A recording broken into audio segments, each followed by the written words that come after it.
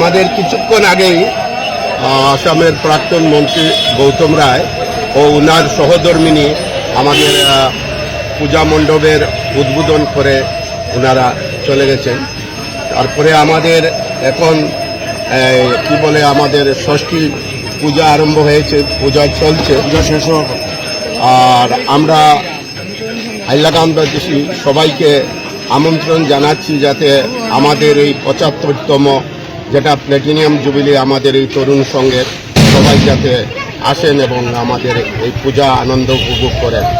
আমি আসামবাসী সবাইকে শারদীয় জনসাধারণ সবাইকে শারদীয় শুভেচ্ছা জানাচ্ছি।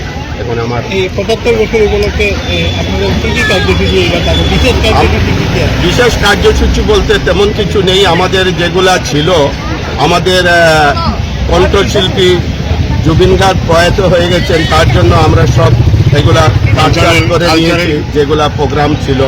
এখন যেগুলা আমাদের শুধু না করলে না হয় আমরা ওইগুলাই রেখেছি। আর সেই সঙ্গে আমরা জুবিন গার্গেরও শ্রদ্ধাঞ্জলির ব্যবস্থা করেছি, আমরা এখানে বানিয়েছি, আপনারা দেখবেন আমরা জুবিন গার্গকে শ্রদ্ধাঞ্জলি দিচ্ছি। তো জুবিন গার্গের জন্য অনেক কিছু কাটচাট করে নিয়েছি, যেগুলো না হলে হয় সেইগুলোই আমরা রেখেছি। যেমন ঢাক আছে, আর আমাদের এই কি বলে ডিজে যেটা একদম যেটা না হলে হয় সেইগুলোই আমরা রেখেছি। বাকি অনেকগুলো আমরা প্রোগ্রাম কাটচাট করে নিয়েছি। আপনারা প্রত্যেকেই দেখেন যে দুর্গাপুজোতে দশমীতে প্রচেশন করে। আমরা ৭৫ বছরে পুজো আরম্ভর আগে ষষ্ঠীর দিন করেছি। এটা কি করেছি, মাকে কলাবউ নবপত্রিকাকে আমরা বরণ করে এনেছি, সাথে আমাদের প্রতিমা দুর্গা ঠাকুরকে আমরা নিয়ে আসছি। হাইলাকান্দি শহরে সবাই আমাদেরকে সাহায্য করেছেন। আমাদের এবারের ফাংশন ছিল জুবিনকে আনবো। আমরা যখন মিটিং করি তখন আমাদের কথা ছিল যে এবারে কালচারাল প্রোগ্রামে জুবিনকে আনবো, কিন্তু আমাদেরও দুর্ভাগ্য, আসামবাসীর দুর্ভাগ্য বলতে হবে, জুবিনবাবু নাই। প্রয়াত হওয়ায় আমাদের সমস্ত কালচারাল ফাংশন আমাদের নষ্ট হয়ে গেছে। আমাদেরকে উৎসাহ নাই আমাদের করার, কারণ এরকম শিল্পী পাওয়া যায় না, এরকম শিল্পী আমরা পাবো না। আবার আসামে জন্মানো এটা বহুত কষ্টকর ব্যাপার। দেখা যাক কী হয়। আর পূজার এই কয়দিনের মধ্যে সপ্তমী, অষ্টমী, নবমী, এই কয়দিন আমরা প্রসাদের ব্যবস্থা করেছি, দুপুরবেলায় যেন সবাই প্রসাদ নিতে পারে। নবমীর দিন আমরা দই খাওয়া করাবো, এটা ঠিক করেছি।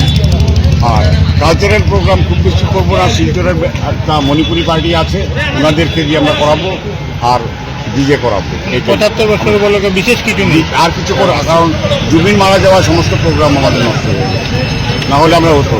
মূর্তি প্রতিমা করেছি, প্যান্ডেল করেছি, আমাদের এখানকারই লোকাল আর্টিস্ট সমস্ত কিছু করেছি। যে ৭৫ বছরে সবাই ইনভলভ হোক, বাইরের থেকে না এনে লোকাল ইনভলভ হোক।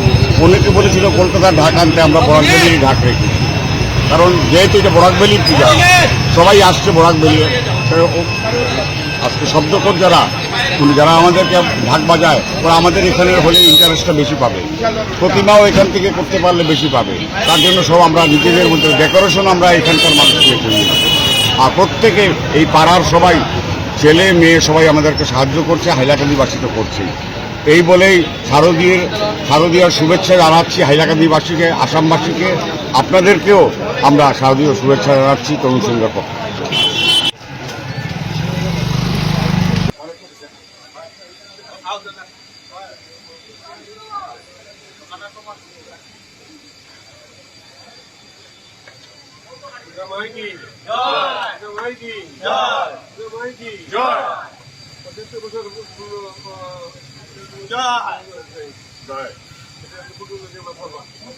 গৌতম রায় জিন্দাবাদ, গৌতম রায় জিন্দাবাদ,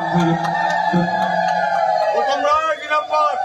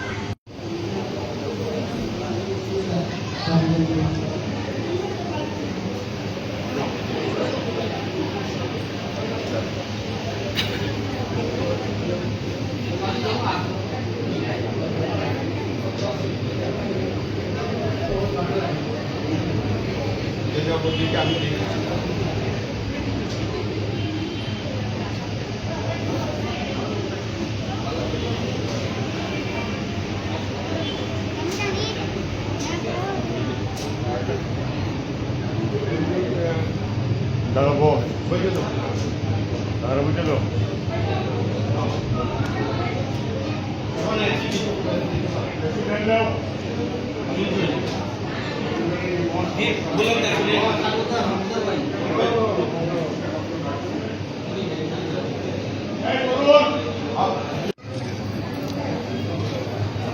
আজকের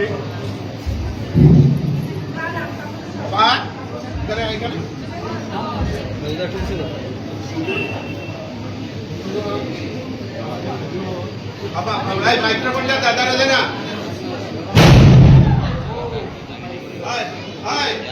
মাইক্রোফোনটা দাদা